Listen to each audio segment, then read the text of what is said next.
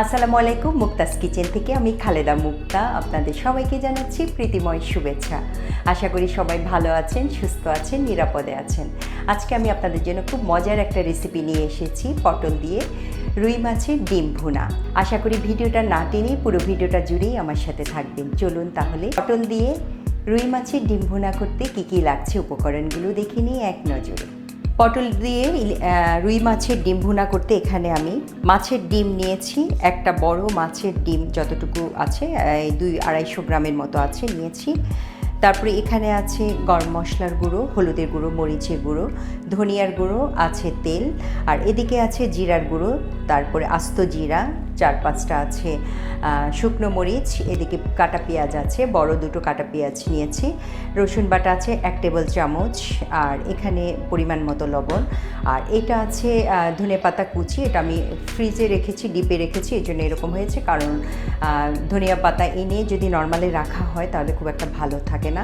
এই জন্য বন্ধুরা আপনারাও এটা করতে পারেন, ধনেপাতা কুচি করে ডিপে যদি একটা বক্সে করে রেখে দেন তাহলে যখন যতটুকু প্রয়োজন নামিয়ে ব্যবহার করতে পারেন। এই জন্য এটার রঙটা এরকম হয়েছে। এখানে আদা বাটা আছে 1 টেবিল চামচ, আর কাঁচামরিচ লাল যেটা সেটা আছে 6-7টি আছে। এটা আপনারা আপনাদের স্বাদ মতো দিয়ে নিলেই হবে। আর এখানে আমি নিয়েছি পটল কুচি করে নিয়েছি, টুকরোগুলো যে যা পছন্দ মতো করে নেবেন, আর সাথে একটু আলু কুচি দিয়ে নিয়েছি। তাহলে মোটামুটি এই লাগছে আজকের রেসিপিতে। মূল প্রসেসে চলে আসলাম। এখানে আমি একটা প্যান বসিয়ে দিলাম, পরিমাণ মতো পানি দিয়ে এখন এখানে আমি 1 চা চামচ হলুদের গুঁড়ো দিয়ে নিচ্ছি, স্বাদ মতো একটু লবণ দিয়ে নিলাম, একটু নেড়ে চেড়ে নিচ্ছি। এখন এটার মধ্যে আমি মাছের ডিমটা দিয়ে দেব।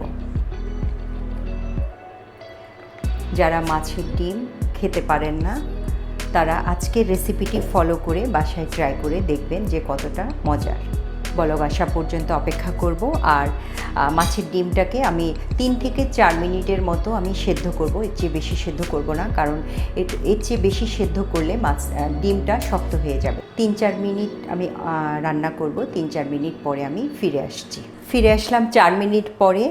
দেখতে পাচ্ছেন এরকম হয়েছে। এখন এটাকে আমি একটা স্ট্রেনারে ছেঁকে নিলাম একটা স্ট্রেনারে করে। এখন একটু আমি ঠান্ডা হওয়ার জন্য সময় দিব। এই ফাঁকে আমি বাকি কাজগুলো করে নিচ্ছি। চুলোয় আরেকটা প্যান বসিয়ে দিলাম, আগুনটা ধরিয়ে দিচ্ছি, একটু তেল দিয়ে নিচ্ছি।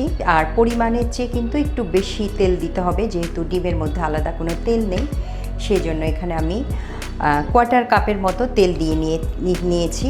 এরপরে আবার আমি দেখব যে আরও যদি লাগে পরে আমি আপনাদেরকে বলেই আরেকটু তেল দিয়ে নিব। আর যদি এটাতেই হয়ে যায় তাহলে তো হয়ে গেল। এখানে আছে 1/4 কাপ সয়াবিন তেল। শুকনো মরিচ দিয়ে নিচ্ছি, জিরার ফোড়নটা দিয়ে নিলাম, ফোড়ন দিব, জিরাটা আস্ত জিরাটা দিয়ে নিলাম।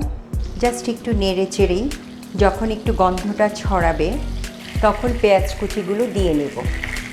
দিয়ে দিলাম পেঁয়াজ কুচিটা পুরো ব্রাউন করব না, জাস্ট একটুখানি নরম হলেই আমি একে একে মশলাগুলো অ্যাড করব। খুব সুন্দর একটা স্মেল পাচ্ছি। একটু লবণ দিয়ে নিচ্ছি।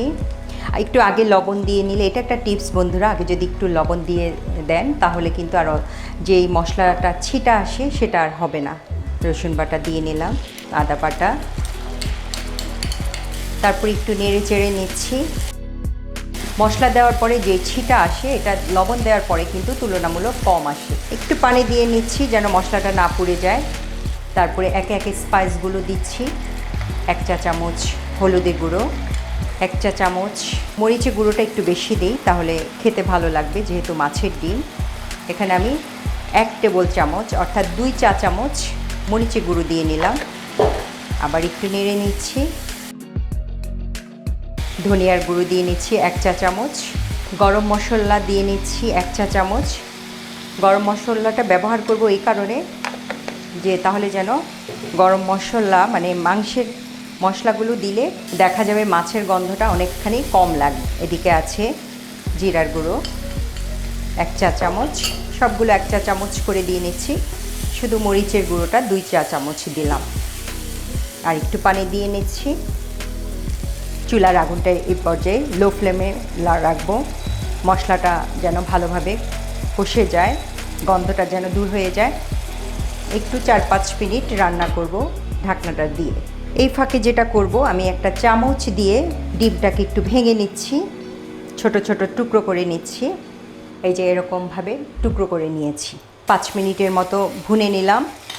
মশলার যে কাঁচা গন্ধটা ওইটা কিন্তু চলে গেছে বন্ধুরা একেবারেই। এখন আমি ডিমটাকে দিয়ে দিব মশলার মধ্যে।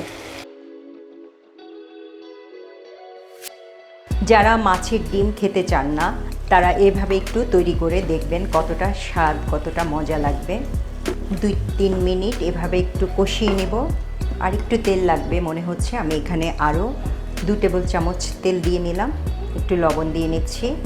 2-3 মিনিট কষানো হয়েছে। এই পর্যায়ে আমি সবজিটা দিয়ে নিচ্ছি, পটলটা দিয়ে নিচ্ছি, পটল আলু দিয়ে নিচ্ছি। এই পটল আলু দেওয়ার পরে আমি একসাথে দুটো আবার কষাবো, কষিয়ে অল্প একটু পানি দিয়ে রান্না করব, তাহলে একসাথেই দুটো হয়ে যাবে। একটু ঢাকনা দিয়ে রাখবো, 3-4 মিনিট এভাবে রান্না করব। চুলার আগুনটা আছে লো ফ্লেমে। 5 মিনিটের মতো কষিয়ে নিলাম। লবণটা একটু দেখে নিয়েছি ফাঁকে, একটু কম মনে হয়েছে। লবণটা যে যা স্বাদ মতো দিবেন বন্ধুরা। এখন যেটা করব, আমি একটুখানি পানি দিয়ে নিব ডিম এবং সবজিটা সেদ্ধ হওয়ার জন্য। পরিমাণ মতো পানি দিব, খুবই সামান্য, 1 কাপের মতোই দিয়ে নিলাম। চুলার আগুনটা এই পর্যায়ে লো ফ্লেমেই আছে। ঢাকনাটা দিয়ে অপেক্ষা করব 5 মিনিট। ঢাকনাটা তুলে দেখছি কি অবস্থা, সেদ্ধ হয়ে গেছে, পানিটা অনেকখানি টেনে গেছে। এ পর্যায়ে আমি ধনেপাতা কুচি আর কাঁচামরিচ দিয়ে নিচ্ছি। কাঁচামরিচ আমি আস্তই দিচ্ছি, আপনারা চাইলে মাঝখানে একটা ফাড়ি করেও দিতে পারেন। দিয়ে আবার একটু নেড়ে চেড়ে নিচ্ছি। এখন সব মশলা সব কিছু একসাথে ভালোভাবে মিক্স হওয়ার জন্য বা টেস্টটার ব্যালেন্স করার জন্য আমি 1 চা চামচ চিনি দিয়ে নিব। এটা একেবারেই অপশনাল, আপনারা চাইলে দিতে পারেন, না চাইলে স্কিপ করতে পারেন।